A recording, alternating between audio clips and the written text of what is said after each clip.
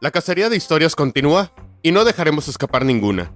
Solo necesitamos encontrar a quien esté dispuesto a compartirlas. Justo estaba viendo estos detalles cuando se dio cuenta de algo más perturbador. Solo podía ver de su cintura para arriba. No tenían piernas. Nunca había experimentado esa sensación. Literalmente, el estadio entero retumbaba bajo nuestros pies.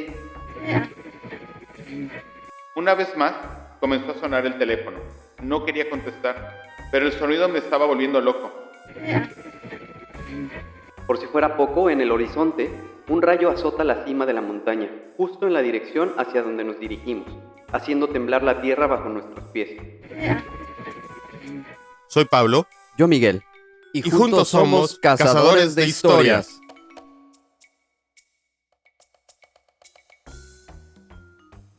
Hola, ¿qué tal? Bienvenidos nuevamente a su podcast Cazadores de Historias. Estamos aquí para traerles unas nuevas historias. En esta ocasión, como ya se darán cuenta, pues le toca a Pablo traernos las historias. Vamos a ver de qué nos va a hablar el día de hoy. Con eso de que no tuvimos introducción, pues es una incógnita. Así que pues vamos a darle paso a Pablo para ver qué nos trae.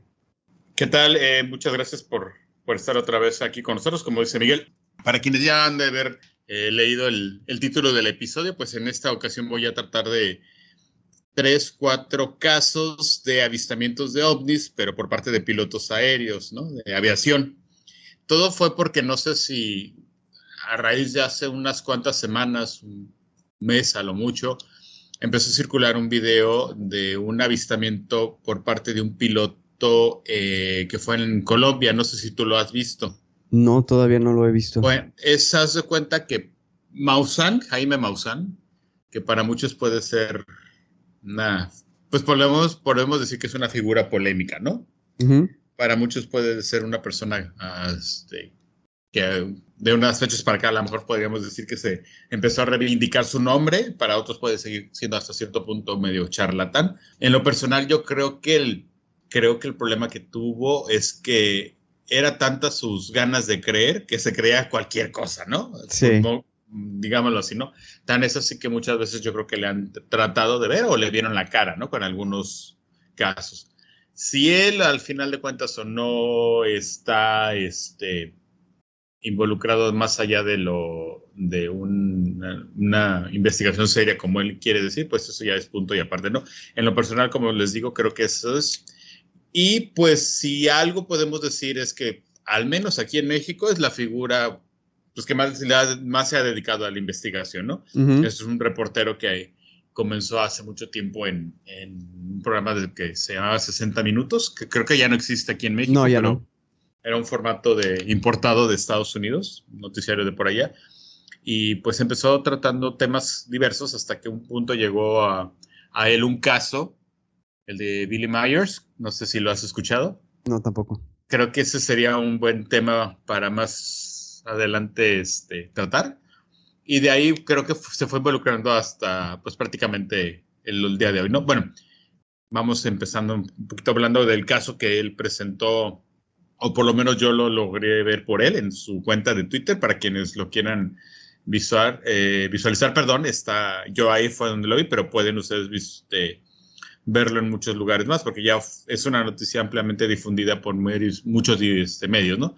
Al final de cuentas, desde hace un tiempo se habla ya de un fenómeno real, que es el OVNI o ¿cómo le llaman ahora? El FANI, que es un fenómeno aéreo no identificado, o un WAP en sus siglas en inglés. Pero básicamente, pues, el video que él presentó fue grabado en Colombia. Básicamente, estoy ahorita tratando de leer la nota. Cito que es un nuevo video de un ovni grabado por un piloto civil ha generado gran repercusión en el mundo ufológico. El misterioso objeto que vamos a visualizar, que igual y podemos poner, yo creo que más en los comentarios la liga para quien quiera ver el video, okay. Fue captado por César Murillo Pérez, que trabaja para la línea aérea Viva Air Colombia y que tuvo un encuentro con un objeto volador no identificado el pasado 1 de enero. O sea, esto no es reciente, pero no es hace poquito. O sea, ya lleva un par de meses que lo visualizó, ¿no? En aquella oportunidad a Murillo le llamó la atención un punto negro que se deslizaba en el horizonte. Eso es de apariencia metálica y una altitud bastante notable, que es más de 9,000 metros, ¿no? Donde estaban ellos volando. De hecho, en el video ustedes pueden visualizar que se vea, es un video muy corto, muy corto, y a una velocidad bastante rápida pasa el objeto, pero llega a un punto donde el mismo video lo han estado pasando a una velocidad más lenta y sí puedes visualizar que es como una nave. ¿Okay? Y lo han estado presentando como que es la prueba de un objeto más que se visualiza mejor, por así decirlo, ¿no? Que tiene una definición mucho mejor. Digo, al final de cuentas, durante muchos años, la mayoría de las fotografías o videos que se visualizaban no quiero decir extraterrestres porque no son extraterrestres, de ovnis, pues eran videos borrosos, fotografías de muy dudosa calidad, etcétera, ¿no? Y aquí no, o sea, prácticamente es un video en HD, donde si lo pausas o si lo ves en a velocidad lenta, sí logras visualizar muy nítidamente el objeto, ¿no? Okay. Y a raíz de eso dije, bueno, pues vamos a checar algunos casos de avistamientos de ovnis, ¿no? Y me encontré con cantidades y nos vamos a enfocar un poco a los casos de avistamientos de pilotos, pero tomé de 3 países, uno en España, uno aquí en México y uno un poquito más completo o extendido que sucedió en Brasil en diversos años de que sucedió, ¿no? Pero bueno, todo fue porque creo que si hay alguien que pueda darnos fe de avistamientos de ese estilo, pues son los pilotos. Al final de cuentas, con cantidades tan grandes que tienen de horas voladas, Sí. pues yo creo que sí, ¿no? Y durante mucho tiempo siempre se habló de que ellos eran los que más veían ese tipo de objetos, pero que o eran callados o se callaban, más bien dicho, por no caer en el ridículo, para no perder el trabajo, etcétera, ¿no? Y a raíz de unos años para acá o de unos meses para acá, tal vez, como que ya hay más apertura, incluso por parte, no solamente de ellos, sino lo habíamos dicho, del gobierno y demás, ¿no? Entonces yo creo que, pues a lo mejor poco a poco se van a animar, si lo quieres ver así, ¿no? A hablar más de lo que ellos llegan a ver en nuestros espacios, ¿no? Sí. En nuestros cielos, más bien dicho. Tal es así como el caso de ¿no? Como les decía, les vamos a poner yo creo que la liga para que lo vean y ahorita igual y al terminar de grabar este episodio pues te lo mando para que lo veas tú, ¿no? Ok, sí. Pero bueno, vámonos con el primero. Vámonos hasta España, ¿ok? En la madre patria.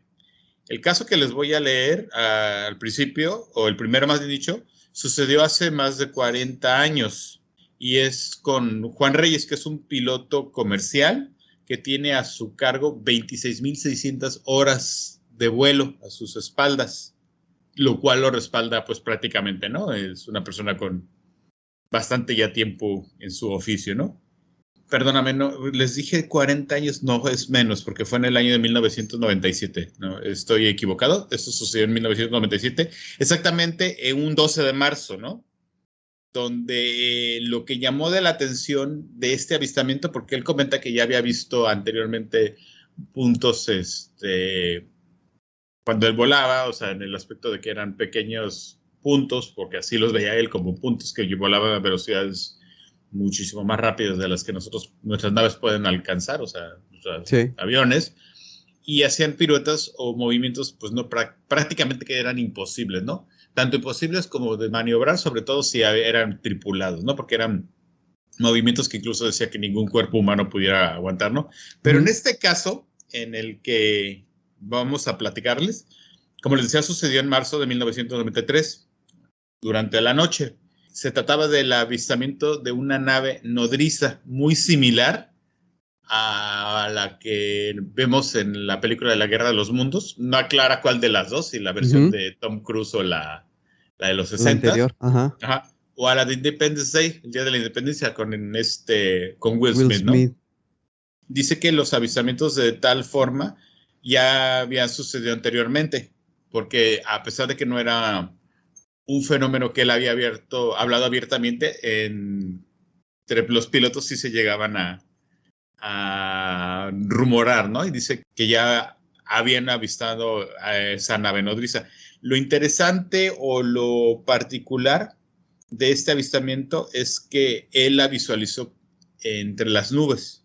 Ok. Les voy a también, recuérdame de subirles también como el enlace de la fotografía que es eso. Ujú. Y que él calcula que era una nave por lo menos de 40 kilómetros de largo.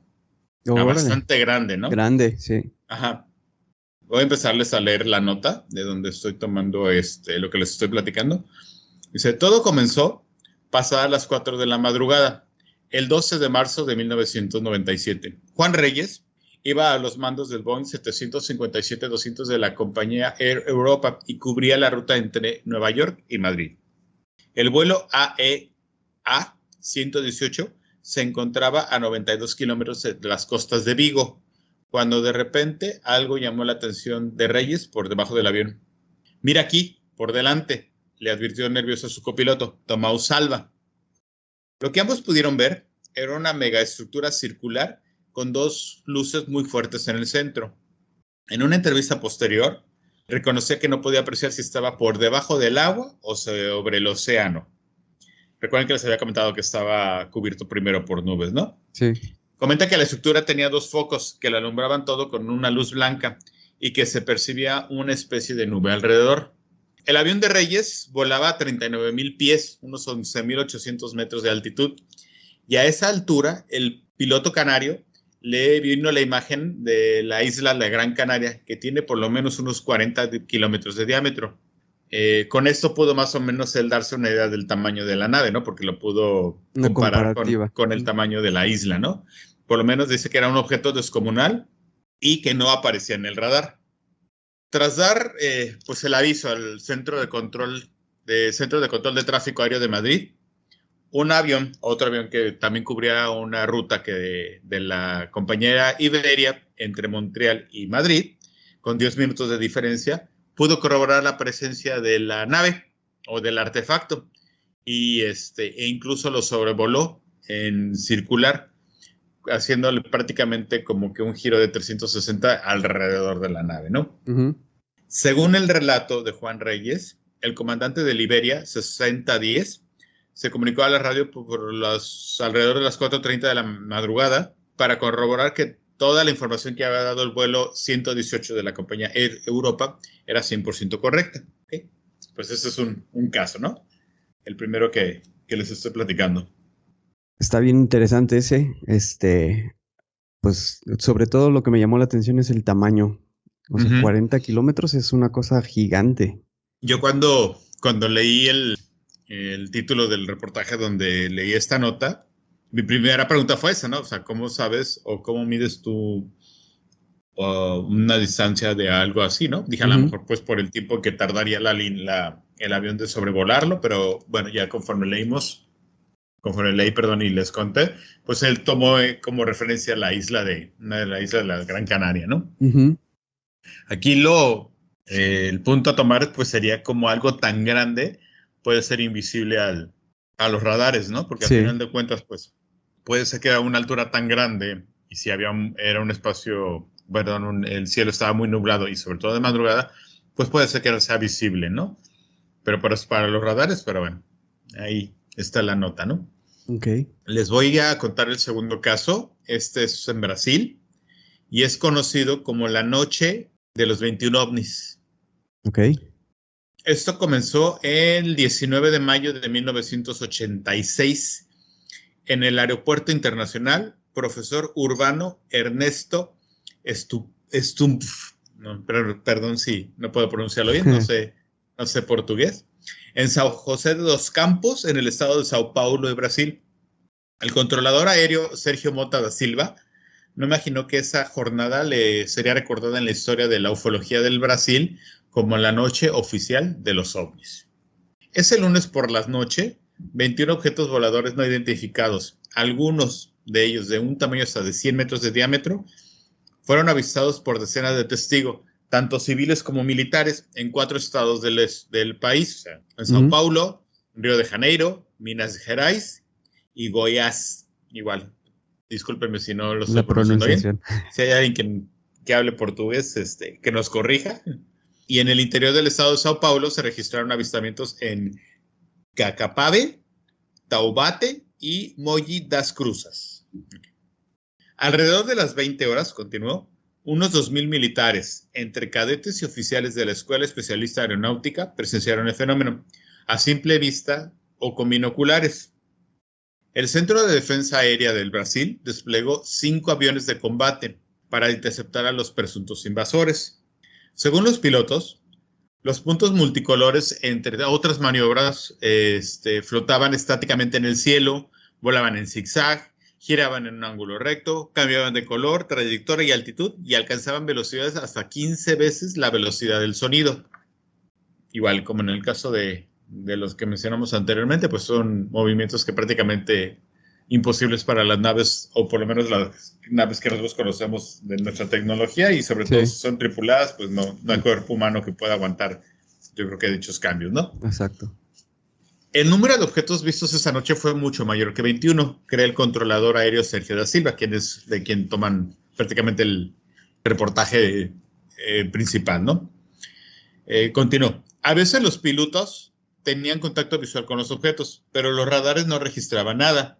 Otras veces, los radares incluso detectaban la presencia de objetos, mas sin embargo, los pilotos no los podían ver. La Fuerza Aérea consideró solamente los avistamientos en los que había confirmación simultánea. El resto fueron descartados. O sea, prácticamente se habla de 21 naves, aunque dicen que fueron más, pero 21 fueron las que pudieron ser observadas tanto por el radar como los pilotos de la Fuerza Aérea, ¿no? En San José dos Campos, en el estado de Sao Paulo, la noche oficial de los ovnis se inició alrededor de las 20 horas, cuando el sargento, como les comentaba, Sergio Mota da Silva, comenzó a gestionar el despegue del vuelo 703 de la extinta aérea Rio Sul, con destino a Río de Janeiro. Fue entonces cuando vio una luz extraña, similar a un faro parado en el cielo. Intrigado, llamó a la torre del aeropuerto internacional para verificar si algún avión se dirigía a San José dos Campos, y la respuesta fue negativa. Mientras conversaban, el objeto desapareció y después de un rato reapareció con un brillo aún más intenso. Sergio sacó unos binoculares para observarlo mejor. Era brillante y multicolor, recuerda. En un momento, el sargento atonó las luces de la pista del aeropuerto y los artefactos se acercaron. Cuando subió el brillo, se alejaron. Si estaban tratando de interactuar conmigo, no lo sé. Lo que sí sé es que se comportaron de alguna manera ciertamente inteligente, comenta. Al menos 3 aviones reportaron avistamientos esa noche. El primero, de la aerolínea TAM, que estaba cubriendo la ruta entre Londrina, en el estado del Paraná, hacia la ciudad de Sao Paulo. El piloto de dicho avión incluso informó al Centro de Control Aéreo de Brasilia que había un artefacto acercándose a él en un curso de aparente colisión. El segundo, de otra línea aérea conocida como Transbrasil, también detectó un ovni sobre la región de Araxá, en el interior de Minas Gerais. El vuelo era de Guarulhos a Brasilia. El tercero y el último era un bimotor Xingu, que regresaba de Brasilia a San José dos Campos. A las 21 horas, con 4 minutos, Sergio entró en contacto con el piloto del bimotor y le preguntó si había visto algo extraño en el aire. Por el radar, el controlador aéreo había detectado 3 ovnis en San José dos Campos. Cuando avisó que quería realizar una maniobra para acercarse a dicho objeto, calificativo como un punto luminoso y muy enorme, escuchó decir a otro piloto visiblemente aterrorizado, ¿sabes que lo que quieres ir a perseguir ya desapareció? Esta vez, con el alivio del copiloto, la luz, como les había dicho, desapareció, ¿no? Pero volvió a aparecer tras unos minutos en el mismo punto, una vez que estos habían dejado de seguirlo, ¿no? Continúo, perdón, ya, vamos casi por terminar. Dice, la noche oficial de los ovnis es uno de los casos más importantes de la ufología mundial.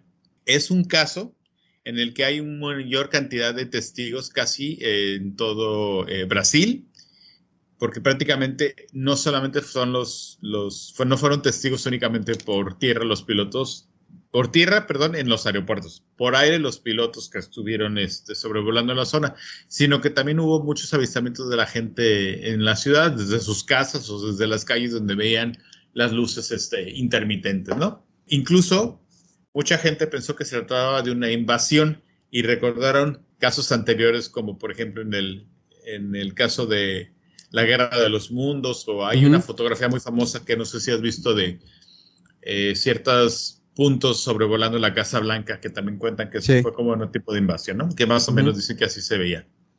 ¿Qué fue? ¿Qué sucedió con esas naves? No se sabe. Esta información ya lo último que termina el reportaje donde investigué, habla de que estuvo durante mucho tiempo, pues no oculta, pero no se hablaba de ella, ¿no? Y a raíz de que empezaron a destapar todo. A destapar salió, ¿no? Pero que prácticamente Brasil es uno de los países que se le da un poquito más de seriedad al asunto, porque sí el gobierno o la milicia los investiga. Ajá. Y pues es donde más hay información al respecto, ¿no? No sé qué te pareció También está interesante. Aquí no es uno solo, aquí son bastantes y solo digamos que se documentaron 21, pero que se habla de muchos más. Ajá. Y el reportaje continúa hablando de, pues, prácticamente de muchos puntos en Brasil, ¿no? Donde fueron también observados no solamente por radares, como decíamos, ¿no? También hubo una visión ocular de los objetos. Pero lo que me traté de investigar, si hubo alguna, o sea, porque como les decía, ¿no? Para mucha gente empezaron a tomarlo como si fuera una invasión, pero pues prácticamente más allá de la visión de los objetos, y me imagino que llegó un punto que dejaron de ser visibles, no pasó más allá de eso, ¿no? Sí. Y el tercero y el último caso que les traigo sucedió aquí en México, que en lo personal no porque haya sucedido aquí, es como que el que más me ha gustado de estos tres. Digo, obviamente hay muchísimos más casos, ¿no? Pero se llama, bueno, me has dicho sucedió en 1976 y es un extraño mensaje extraterrestre que pronunció un piloto mexicano mientras volaba. Prácticamente fue, pues no fue abducido, pero sí podríamos decir que fue un tipo de posesión, ¿no? Una entidad extraterrestre. Les voy contando la historia, ¿no? El 21 de junio de 1976, la avioneta XB-ZOX, conducida por un joven aprendiz de piloto, se perdió en los radares de la Ciudad de México por 1 hora. Tiempo tras cual, él apareció en Acapulco, destino que normalmente requiere de 3 horas de vuelo en un aeronave de tales características. Sin embargo, el hecho anterior no es lo que convierte en este caso en uno de los mayores misterios de la aviación mexicana, sino que mientras la avioneta sobrevolaba el espacio aéreo del puerto guerrerense, el alumno de la Escuela de Aviación, Rafael Pacheco Pérez, presumiblemente, en un estado de trance, dio un extraño mensaje a la torre de control. Él está hablando porque así se le ordena. Es decir, esta es su voz. Él está hablando, pero no por su propia voluntad. Lo estamos utilizando a él como un micrófono. No importamos mucho, ni de dónde somos, ni de dónde venimos. Bastéseles saber que nosotros somos seres de este universo al que ustedes pertenecen. Nuestro planeta está a muchos años luz. Por eso lo vuelvo a repetir antes de que parezca confuso. Nosotros somos físicamente iguales a ustedes. Les vuelvo a repetir que todas las razas del universo somos físicamente iguales.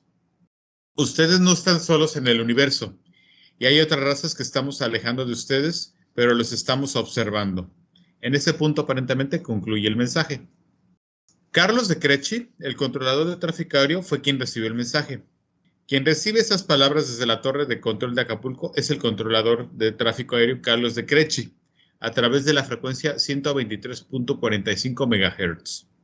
Habría sido él quien dio aviso a las autoridades del aeropuerto de Acapulco sobre el atípico comportamiento del piloto Rafael Pacheco Pérez y solicitando que cerraran las pistas solo para esperar a la avioneta XB-ZOX,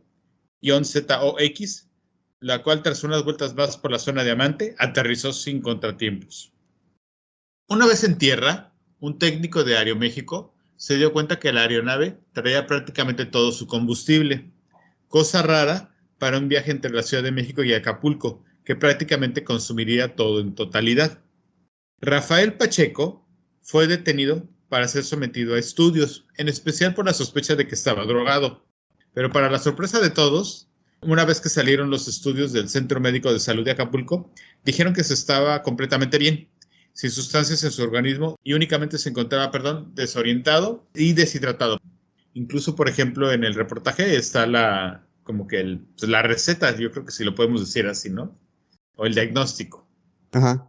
Hay que decir que se trataba de uno de los primeros vuelos en solitario de Rafael Pérez Pacheco. Pues ese día solamente tenía como misión sobrevolar Chimalhuacán para luego regresar a la Ciudad de México. El reportaje termina en que fue su último vuelo. Después de esto, ya no quiso seguir volando. E incluso el piloto no tiene recuerdos de nada, ¿no? De la hora que estuvo desaparecido, ni tampoco del mensaje que dio, ¿no? Pero, ¿él ya no quiso seguir volando o lo separaron? No, él dice que ya no quiso seguir decisión volando, propia, ¿no? ok. Como decisión propia, ¿no? Y pues nada, al término yo creo que del episodio vamos a intentar subir el audio del mensaje. Del piloto, ajá. Ajá, para que lo escuchen ustedes de su propia voz, ¿no? Te digo, en este caso fue el que más me gustó. Sí. Porque aquí hay muchos como que puntos interesantes para tocar, ¿no? El aspecto de que la nave tenía el combustible completo, había hecho un viaje que normalmente llevaba 3 horas por el tipo de aeronave, porque es una avioneta, lo hizo en menos de 1 hora. El mensaje en sí, lo que dice, que para quienes lo quieran escuchar ahorita al final pueden hacerlo, y pues, quién sabe, ¿no? Yo ya lo he escuchado, yo creo que ahorita al término de grabar el episodio te lo voy a pasar para que lo escuches. Es una voz, pues, diferente, ¿no? Ahí lo escucharon. Rara, ajá, ok. Exactamente, ¿no? Y pues nada, espero que les haya gustado estas 3 breves historias de avistamientos. Te digo que mi idea original era, pues, más bien dicho, surgió por el caso que les comenté al principio, ¿no? Del video en Colombia, pero también me recordó que cuando yo era más niño, Uh-huh. y vivía todavía en la ciudad de Mérida, mi papá un día, no sé si lo compró, creo que sí, obviamente lo debe haber comprado, pero no sé si lo dejó por olvido o algo, y dejó un libro de J.J. Benítez. Ok. ¿Okay? Caballo de Troya. Pues no era el caballo de Troya. El autor más bien. Ajá. El autor, más bien dicho. Posteriormente sí leí uno de los volúmenes del caballo de Troya, porque creo que ya van hasta en el 9º, no sé en qué número ya vaya. Pero el caso que el libro que dejó mi papá en la casa era de casos de pilotos españoles, porque en este caso sí eran pilotos españoles, que él iba entrevistando en sus múltiples viajes y les preguntaba, ¿no? Sobre casos si habían visto de ovnis o de objetos voladores, ¿no? No identificados o algo raro en el cielo. Y sí empezaron. Casi la mayoría de los casos eran o anónimos o con seudónimos, porque pues en ese entonces estoy hablando, yo creo que eran casos igual como de los 70s más o menos. E incluso hay uno que se me quedó muy grabado, que fue en un viaje que hicieron los reyes de España, en aquel entonces Juan Carlos y Sofía, creo que era el nombre de la reina, a Yucatán, bueno, a México y específicamente a Yucatán, ¿no? Vinieron a varias partes de México, pero vinieron a Yucatán. Y como parte de los reporteros o de la prensa que venían siguiendo ese viaje, estaba con ellos JJ Benítez, ¿no? Que él comenta en el libro que fue invitado personalmente por la reina porque era muy asiduo al fenómeno OVNI, ¿no? Tal vez no tan abiertamente como podría hacerse hoy en día, pero en ese entonces ella, ¿no? Y en el caso visualizaron uno viniendo para Yucatán. Digo, cuando estaba investigando eso, pues me acordé de ese también, ¿no? Sí. La verdad es que no sé el libro ni recuerdo cómo se llamaba, pero ya en ese entonces ya era un libro bastante viejito en cuanto al tiempo de cuando eran las historias y cuando yo lo leí. Ajá. Y el mismo libro ya era viejito, porque me acuerdo que ya estaba hasta con las hojas como llenas de amarillentas. Amarillentas, ya casi cafés y todo. Y pues la verdad es que son de los libros que les tengo mucho cariño, porque como lo habíamos comentado muy al principio en este podcast, en mi caso fue porque dejaban los libros mis papás y pues por curioso yo los leía, ¿no? Entonces era en la época en que tenía el tiempo, porque ahorita desgraciadamente ya no tengo tanto tiempo como en aquel entonces, o a lo mejor, no sé, quiero yo pensar que que sí es por falta de tiempo o porque no teníamos tantos aparatos que nos hacen... Ujú. Que nos capturan la atención. Sí, antes era más fácil que yo leyera, ¿no? Digo, sigo teniendo el hábito y me obligo a seguir leyendo, ¿no? Pero no tanto como en aquella época. Y yo recuerdo que el libro que veía, el libro que me devoraba, del tema que fuera, ¿no? Ujú. Y recuerdo mucho, con mucho cariño ¿no? No sé si a raíz de eso fue que me empezó también a llamar mucho el fenómeno, la atención. Pero bueno, sería interesante volverlo a releer después de, no sé, por lo menos 20 años, si no es Ajá. que... Sí, como unos 20 años puede ser que lo... No, yo creo que hasta más. Sí, porque ya todavía, mira, unos 25 años tal vez, ¿no? Sí, Le voy a preguntar a mi papá si todavía lo tiene. lo conserva o si él recuerda el nombre, o si no, en una de esas me voy a dar un clavado para buscarlo en internet. Ok. Pero bueno, creo que me extendí ya demasiado en esto como el epílogo del episodio, ¿no? Espero que les haya gustado. Y pues nada, Miguel, despídenos. Pues sí, como siempre con este tipo de temas y sobre todo cuando los cuentas tú que te apasionan, pues es bastante interesante y nos deja así como que picados queriendo conocer un poquito más. Pues sí, en este caso ya no les vamos a extender mucho el episodio. Así muy por encimita nada más les recuerdo de seguirnos mandando sus historias, de mantenerse al tanto ahí en las redes sociales que ya conocen y pues que sigan escuchándonos todas las semanas y pues próximamente, más bien la próxima semana, pues estaremos de vuelta con otras historias que platicarles. Así que pues por el momento los dejamos, ahí vamos a tratar de ponerles al final el audio que mencionó Pablo y pues ahí nos estaremos escuchando la próxima semana. Nos vemos, nos escuchamos. Hasta luego, muchas gracias. Bye. El piloto de estado exótico a través de él mismo está transmitiendo este mensaje. Usted está haciendo distancia a través del piloto, ¿correcto? Es correcto. Él únicamente está hablando porque así se le ordena. Esta es su voz. Él está hablando, pero no lo hace por su voluntad. Lo estamos utilizando a él como si utilizáramos un micrófono. No importaba mucho quiénes somos, de dónde venimos. Más de saber lo que somos habitantes de este universo, así ustedes pertenecen. Nuestro planeta está varios nubes entre ustedes. Pero esto, lo vuelvo a repetir, tal vez me parezca demasiado confuso. Únicamente pasen de saber eso y entiéndalo. Somos físicamente iguales a ustedes. Les vuelvo a repetir que todas las razas del universo somos físicamente iguales. Háganles únicamente saber lo que no están ustedes solos en el universo y que vemos otras razas que estamos alejados de ustedes, pero les estamos observando.